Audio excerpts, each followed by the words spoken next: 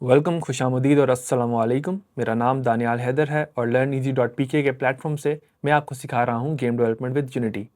Series के पिछले module में हमने एक 2D गेम बनाई थी फ्रॉम स्क्रैच। हमने बिल्कुल बेसिक से स्टार्ट किया, प्लेयर की मूवमेंट, स्कोर का मैकेनिक्स, सारी चीज़ें हमने बिल्कुल बेसिक से स्टार्ट की और एट द एंड हमारे पास एक प्लेएबल गेम बन चुकी थी। अब इस वीडियो से हम एक अपनी सीरीज़ के फाइनल मॉड्यूल का आगाज़ करने जा रहे हैं, जो कि है 3D गेम। अब हम 2D गेम बना चुके हैं, उसकी हमें लॉजिक समझ आ गई है। सिमिलर कॉन्सेप्ट्स ही 3D में भी अप्लाई होते हैं, बस ये है कि एक एक्स्ट्रा डायमेंशन ऐड हो जाती है उसके अंदर। कोडिंग समवट सिमिलर ही रहती है।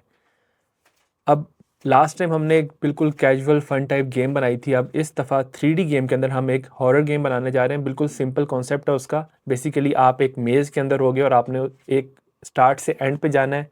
जिस तरह बचपन में हमारे पास वो पेपर पे मेज़ गेम्स होती थी कि हमने एक करेक्टर को स्टार्ट से एंड पे एक पाथ ट्रेस करना होता था, बिल्कुल वही कॉन्सेप्ट होगा। और उसको थोड़ा सा चैलेंजिंग बनाने के लिए हम क्या करेंगे कि हमारा जो प्लेयर है उसको एक मॉन्स्टर चेस कर रहा होगा हर टाइम कंटिन्यूसली। एंड देन उसके अलावा हम कुछ स्कोर के मैकेनिक्स ऐड करेंगे, जैसे कि कॉइन बैग्स होंगे। जितने ज़्यादा आप पिकअप करोगे उतना ही आपका स्कोर इंक्रीज़ होगा। एंड एट दी एंड आपने एक पोर्टल के थ्रू गेम को एंड करना है। अब ये गेम 3D में हम बना रहे हैं, तो यूनिटी की तरफ आते हैं और चेक करते हैं किस तरह से हम अपना प्रोजेक्ट सेटअप कर सकते हैं। तो यूनिटी हब मैंने ओपन कर लिया है। बिल्कुल लास्ट टाइम की तरह हम क्या करेंगे, न्यू प्रोजेक्ट पे हमने क्लिक किया।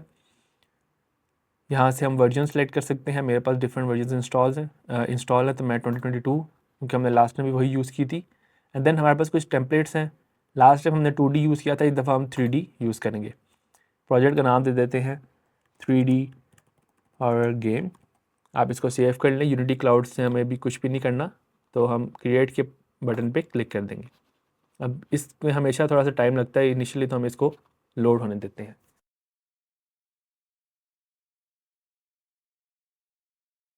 अच्छा जी, तो हमारा प्रोजेक्ट ओपन हो गया है। अब हमारे पास उसी तरह जैसा 2D गेम है, हमने जब प्रोजेक्ट नया बनाया था तो हमारे पास कुछ डिफ़ॉल्ट चीज़ें थी। यहाँ पे 3D गेम में बिल्कुल सेम है, क्योंकि सेम ही हम लोग एडिटर यूज़ करते हैं। हमारे पास गेम व्यू है, सीन व्यू है, जहाँ पे हम गेम के एलिमेंट्स ऐड करते हैं, एंड देन एनिमेटर, और उसके बाद हायरार्की में हमारे पास main camera, directional light, and then inspector वगैरह में यहाँ पे इसकी सेटिंग सारी हमें नज़र आती हैं। अब यूनिटी की बेसिक्स की जो वीडियो थी उसके अंदर हमने ज़ाहिर बात है 3D एक प्रोजेक्ट ही बनाया था और उसके अंदर हमने डिफरेंट चीज़ें देखी थी। बट एक बेसिक रिकैप देने के लिए मैं आपको बता देता हूँ कि हम किस तरह से 3D व्यू में नेविगेट करते हैं। तो मैं पहले एक 3D ऑब्जेक्ट बना लेता हूँ। राइट क्लिक करेंगे हायरार्की में, 3D ऑब्जेक्ट और क्यूब, और इसको सेंटर कर देते हैं 0, टैब से नेक्स्ट पे, टैब नेक्स्ट 0 पे, ठीक है। और उसके बाद मूव करने के लिए W से हम मूव कर सकते हैं। हमारे पास 3 एक्सेस हैं, Y एक्सेस ऊपर की तरफ, नीचे की तरफ, कंट्रोल Z से हम वापस जाते हैं। X एक्सेस हमारे पास राइट लेफ़्ट की तरफ, Z एक्सेस हमारे पास फॉरवर्ड एंड बैकवर्ड की तरफ, ठीक है। उसके बाद E की या इस बटन को दबाएंगे तो हमारे पास रोटेट आ जाता है। रोटेट में हमारे पास ये देखने 3 एक्सेस नज़र आ रहे हैं। ब्लू यानी कि Z एक्सिस के अराउंड रोटेट करो, ठीक है। कंट्रोल को हम दबाएंगे तो ये स्नैप करके 15 डिग्री के इंक्रीमेंट पे रोटेट हो जाएगा, ठीक है। उसके बाद ग्रीन का मतलब है वाई एक्सिस पे, तो वाई एक्सिस पे हम कंट्रोल से स्नैप रोटेट, और वैसे हम रोटेट करेंगे तो बिल्कुल स्मूथली ये रोटेट हो जाता है। एंड उसी तरह रेड को अगर हम करेंगे तो वो एक्स एक्सिस के अराउंड रोटेट होगा। और यहाँ से भी हम इंस्पेक्टर के अंदर इसकी ट्रांसफॉर्म जो प्रॉपर्टी है यहाँ पे भी हम इसको रोटेट कर सकते हैं, ठीक है। एंड देन उसके बाद हमारे पास आर से स्केल टूल आ जाता है। हम इस बटन पे क्लिक करेंगे तो भी स्केल टूल आ जाएगा। X axis, Z axis, Y axis, and then अगर हम सेंटर बॉक्स को करेंगे तो ये यूनिफॉर्म स्केल हो जाता है, ठीक है। उसके बाद अब जूम इन और जूम आउट में कर रहा हूँ, इसके लिए हम माउस का स्क्रॉल व्हील यूज़ करते हैं। इसलिए यूनिटी में काम करने के लिए आपके पास एक ऐसा माउस होना चाहिए इसका स्क्रॉल व्हील काम करता हो, ठीक है। उसके बाद अगर मैं स्क्रॉल बटन को दबाऊँ तो हमारे पास ये एक हैंड आइकन आ जाता है। इसे कहते हैं हम पैन कर रहे हैं बेसिकली हम एक ऑब्जेक्ट के अराउंड, ठीक है। उसके बाद अगर ऑल्ट को दबाऊँ और मूव करूँ तो हम ऑर्बिट करते हैं, रोटेट करते हैं, ठीक है। एंड अगर हम राइट क्लिक से करें तो ये कैमरा हमारा रोटेट होता है, और अगर हम ऑल्ट को करें तो ये ओरिजिन के अराउंड, जो हमारा वर्ल्ड का सेंटर है उसके अराउंड रोटेट करता है, ठीक है। उसके बाद अगर मैं इस ऑब्जेक्ट के ऊपर F करूँ तो हम इस पर फोकस कर रहे हैं, फ्रेम व्यू में हम आ गए। एंड अब मैं ऑल्ट को दबाऊंगा तो ये इसके अराउंड ही रोटेट हो जाएगा, ठीक है। लेकिन अगर मैं राइट क्लिक से रोटेट करता हूँ तो ये कैमरा ही हमारा रोटेट होता है, ठीक है।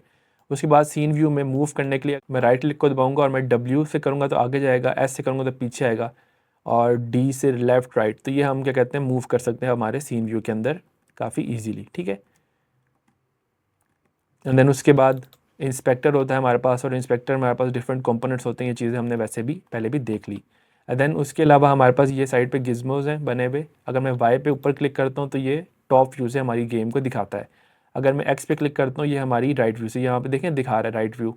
जेड को दबाऊँगा तो ये फ्रंट व्यू, दोबारा से दबाऊँगा तो ये लेफ़्ट व्यू। तो बेसिकली हम इस तरह से करके डिफरेंट व्यूज़ में अपने ऑब्जेक्ट्स को देख सकते हैं, ठीक है। उसके अलावा हमारे पास कुछ और चीज़ें, जैसे कि ये सीन में लाइट हमने दिखानी है या नहीं दिखानी, इस पर अगर करें तो ये लाइट को टॉगल ऑन या ऑफ़ करता है, हमारी जो मेन लाइट होती है। उसके बाद ये कुछ चीज़ें हैं हमारे पास, toggle sky box, fog and various other effects. Game में हम जैसे जैसे इफेक्ट्स ऐड करेंगे तो हम इस बटन से उन सबको एक साथ ही टॉगल ऑन या टॉगल ऑफ कर सकते हैं, ठीक है। उसके बाद हमारे पास गिज़मोज़ होते हैं। गिज़मोज़ बेसिकली क्या होते हैं, अगर मैं सीन व्यू में जाऊँ और मैं डायरेक्शनल लाइट पर क्लिक करूँ तो आप ये देख रहे हैं डायरेक्शनल लाइट के ऊपर ये नज़र आ रहा है हमारे पास एक आइकन। इस आइकन को हम कहते हैं गिज़मो, ठीक है। अगर मैं इस बटन को क्लिक करूँगा तो ये गिज़मो डिसअपीयर हो जाएगा। अब हमें पता नहीं है कि हमारी डायरेक्शनल लाइट कहाँ पे पड़ी है। अगर मैं इसको अनचेक कर देता हूँ तो आपको कैसे पता आपकी डायरेक्शनल लाइट सीन में कहाँ पे मौजूद है। तो उन चीज़ों में हेल्प करने के लिए हमें जो है गिज़मोज़ मदद करते हैं, ठीक है।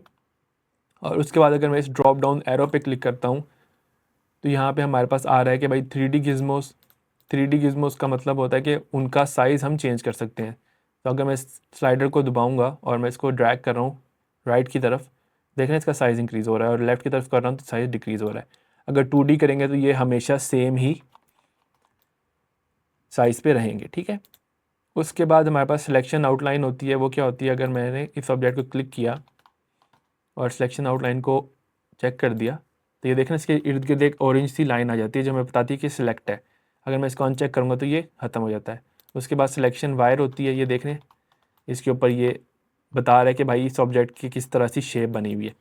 तो इसको अनचेक करेंगे तो ये सिलेक्शन वायर भी ख़त्म हो जाती है। उसके बाद कुछ टेरेन की चीज़ें, और देन हम क्या कर सकते हैं कि भाई हम डिफरेंट स्क्रिप्ट्स के जो गिज़मोज़ हैं वो मैनुअली यहाँ से चेंज कर सकते हैं, ठीक है। अगर फॉर एग्जांपल लाइट है तो ये डिफरेंट लाइट है, यहाँ पे डायरेक्शनल लाइट हमें कहीं पे नज़र आए तो मैं यहाँ पे सर्च करूँ डायरेक्शनल, ओके डायरेक्शनल लाइट नहीं, बट फॉर एग्जांपल मैं यहाँ पे एक ऑडियो सोर्स बना लेता हूँ, ऑडियो सोर्स।